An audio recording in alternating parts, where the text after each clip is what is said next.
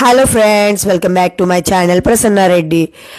ఈరోజు మా ఇంట్లో పుదీనా పచ్చడి చేయబోతున్నాం. ఆ రెసిపీ మీకు చూపిద్దామని వీడియో తీశాను. దానికి కావాల్సిన ఇంగ్రీడియంట్స్ ఇవన్నీ.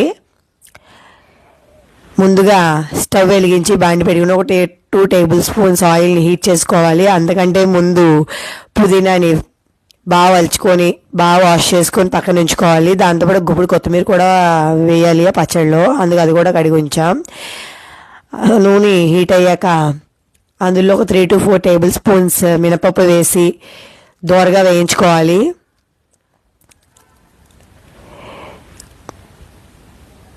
స్టవ్ని కొంచెం సిమ్లో పెట్టుకుని వేయించుకోవాలి.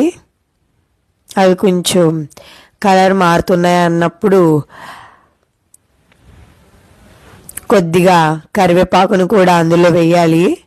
కరివేపాకు వేసాక 1 టేబుల్ స్పూన్ ధనియాలు, 1 టేబుల్ స్పూన్ జీలకర్ర వేసి వేయించుకోవాలి. ఈ పచ్చడి వల్ల మన జీర్ణశక్తి మెరుగుపడుతుంది.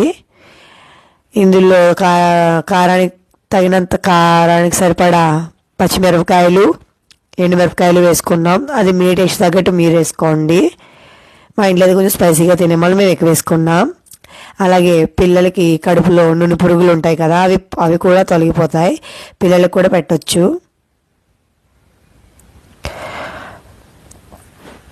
అవి కొంచెం వేగాక 1 వెల్లుల్లిపాయ దంచి వేసుకోవాలి. స్టవ్ ఈ పచ్చిమిరకాయలు వెల్లుల్లిపాయలు గట్రా వేసినప్పుడు కుచ్చరపట్లాడే వాళ్ళు సిమ్లో పెట్టుకుని వేసుకోండి, లేదా మీద పడతాయి. అవన్నీ బాగా ఫ్రై అయ్యాక ఫ్రెష్గా ఉన్న పుదీనా వేసుకోవాలి, కడిగి పెట్టుకున్నది. మేమైతే 2 గంటలు పుదీనా వేసుకున్నాం. మీ కన్సిస్టెన్సీ ప్రకారం మీరు వేసుకోవచ్చు. పుదీనా ఎంత వేసుకున్నా కొత్తిమీర మాత్రం గుప్పిడే వేసుకోవాలి. మా అమ్మ వేస్తున్నారు చూడండి, ఇప్పుడు 1 గుప్పెడు అంతే. అవన్నీ బాగా మగ్గేటప్పుడు ఈలోపు 1 నిమ్మకాయ సైజ్ అంతా చింతపండుని తీసుకొని పక్కన ఉంచుకోవాలి. అది వేసుకోవాలి అందులో కొంచెం మగ్గాక. అలాగే 1 చిన్న సైజు బెల్లం ముక్క కూడా వేసుకోవాలి టేస్ట్ కోసం. చింతపండు అయితే పులుపు కోసం. దాంట్లో తగినంత ఉప్పుని వేసుకొని మగ్గించుకోవాలి. అది మగ్గాక కాసేపు పక్కన పెట్టుకోవాలి.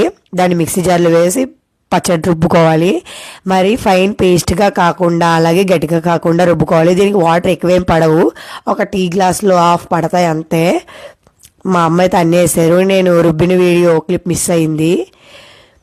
మీరు కూడా మీ ఇంట్లో ఈ పచ్చడి ఎలా ఉందో ట్రై చేసి కామెంట్ చేయండి ఫ్రెండ్స్. పచ్చడి చూసారా లాస్ట్లో ఎంత డెలిషియస్గా కనబడుతుందో, యమ్మీగా. మీరందరూ కూడా ట్రై చేస్తారని ఆశిస్తున్నాను.